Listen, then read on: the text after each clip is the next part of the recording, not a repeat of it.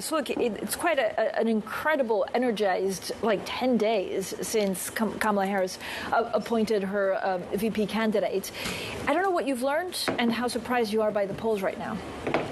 It's a remarkable turnaround. It's a reminder that using polling data to extrapolate the future wouldn't have brought you this kind of insight. I've been saying all year this is an extraordinary race with so many wild cards and so many unusual variables it wouldn't follow the playbook.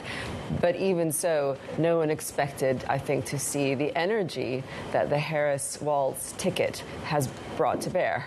How do you explain this energy? So is it a flawed vice presidential candidate on the Trump side? Or is it really, I guess the big question is, can Tim Walz actually gain a lot of the swing states?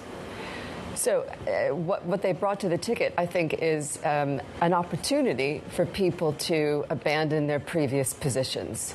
It seems to me, we have the same U.S. economy now that we did 3 weeks ago. No. So the U.S. economy hasn't changed much, and that's a reminder to market participants who really tend to be quite economically deterministic in their views.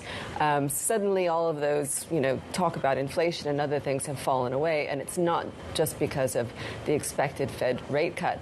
I think that people see an opportunity to be part of something. People are talking about how this is like Obama. I think it actually reminds me of the first Clinton campaign with the energy. And it's not focus group. This messaging isn't feeling canned. So let's also bring in Ros Mathieson, Bloomberg's EMEA news director. Ros, I guess the question is, the 5th of November is still a long time away. So can the Democrats continue with this energy, and can they continue doing quite well in the polls? What's interesting, as Tina was saying, she has momentum and she's raising money. She's out campaigning aggressively, and she seems to be resonating along with her running mate. And that's got the Trump camp, quite scared, it seemed, at this point. They're trying to regroup their campaign, and we'll see that later today, obviously, when Donald Trump sits down on Twitter with Elon Musk and has his unfettered interview. But the question, as you say, is continuing to have that momentum, because we will get data points. We got CPI coming in the US this week, and in the end, when voters do go to vote, one thing they tend to vote for is those bread and butter issues of the economy, and they'll want to know from her what are her policies on the economy. We can see she's starting to unroll some of those now, but that's where in the polls Donald Trump is still polling a little bit ahead, is that he's seen as a better steward of the economy and better placed to deal with immigration issues. She's seen as better placed to deal with other issues that voters care about. But those are two where he is still a little bit in front in the polls, and so she really needs to put some specifics out on what her economic policies will be, because that's something before, as vice president and a politician for many years, she's not had to present that much on. And so that's one area where she's a little bit untested. And so that's something where, alongside that momentum, and it seems to be quite natural as well, as Tina was saying, she does have to come out with some proper policies. But, so, Ros, how much of this election is actually being fought on the internet or on social media, and how much of it is actually in-person rallies? And it feels at times that it's much more about culture wars than it is about the economy that people will vote on. And it is, and obviously it's interesting to see the campaigning that's happening in these swing states, because it does feel like it's gone back to kind of face-to-face, bit grassroots and quite personal. So you're personalising your message wherever you're going. And so you're talking, to these large crowds, but you're also talking to smaller groups in these places. And obviously the internet plays an important part in that, how much you're using in your social media campaigning. That's where I guess you can get traction on things like disinformation that might be getting propagated, or claims that you're making. They're all making up new nicknames for each other to call each other, and that's where that kind of gets disseminated. But in terms of talking to people directly, that does seem to be something that they've seized on, the Harris-Walz camp as doing, because people want to hear from politicians directly. How do you see this campaign kind of, changing so we are expecting Elon Musk to interview Donald Trump a little bit later on X, but does, the Trump camp have to regroup and rethink their strategy now that they have a new ticket on the other side? Absolutely, and they're not prepared. They were caught completely flat-footed by Biden's departure, and Harris is taking on the nomination. You can see that Trump is quite bitter about having to come up with a new strategy, and they haven't really come up with one. They've been trading insults, but I disagree with Roz a little bit about the need to come up with policy positions. Yes, eventually, but for now, this strategy is working really well for Harris-Walz, and they're not only, they're breaking records in raising money, and mainly with small dollar donors. It's not huge corporate donations. And you can see that grassroots, a lot of talk about a vibe. In terms of momentum, we've got some key dates coming up, right? So the Democratic National Convention starts this week. Interviews are now scheduled or about to be scheduled for the end of August.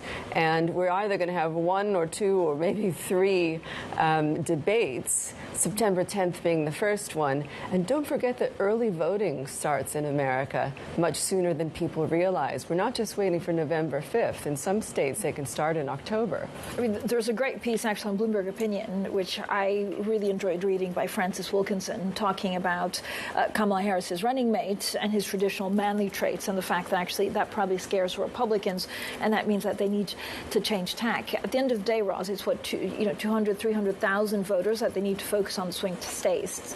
What polls, how does their strategy kind of zone in on that? Well, that's right. So it's picking, it is always a mathematical calculation, and that's what also went into Harris's selection of her running mate. You look at what states you need to win, where are the voters in those states that you need to win, and how do you get the mix of people to ensure that maths kind of plays out. So it was very much a calculated move by Harris to pick Tim Walz. She had a selection, obviously, of candidates who could have also helped with those key states, but she zoned in on someone specifically because of that, and as a good pair for her. So it was a really tactical move to have done that. So now they need to go out again to those specific voters, and that's why this effort to go and talk directly to them, face to face, and to say, I'm listening to your concerns, I'm hearing them, and this is what I'm doing about them, versus shouting at you on social media, could be a really good tactic for her, because it will come down to a specific number of voters in a specific number of states. Tina, there are rumors that, of course, Donald Trump regrets picking his vice president, given, he didn't know at the time that it'd be Kamala Harris, that actually there's just flawed in that candidate. Can he replace him, or is that it? So procedurally, he can't exactly replace, but, he could force Vance out. In politics, it's the art of the possible, as we always say. Vance has been left holding the bag while Trump retreats to Mar-a-Lago and tweets and holds press conferences from there. Trump isn't on the campaign trail right now. Vance was on all the U.S. Sunday morning talk shows yesterday, and somebody said that he sounds like a blogger. And I think that that's quite a useful way of thinking about this. Is that a good thing or a bad thing? Well, the cat lady remarks and this sort of thing, this is landing punches.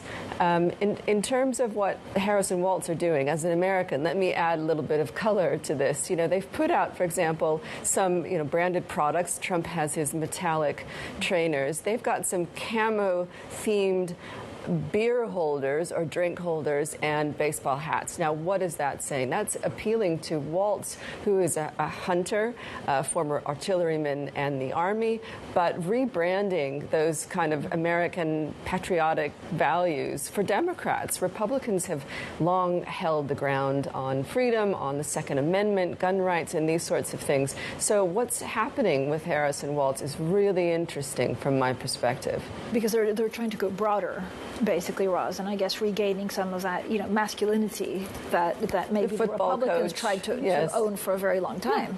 Yeah. Well, very much so. They're trying to say that you can vote for us and we represent these views and we represent you as an American, and this is not just Republican territory. As Tina was saying, they've been careful on gun rights and so on. And one area that she's been very strong on, though, and this appeals to women as a whole generally, is abortion. And that's where Trump obviously polls very badly. And she's got a very strong position on that. So she's not afraid to take strong positions when she needs to. And that's something that she has done, repeatedly when it comes to abortion.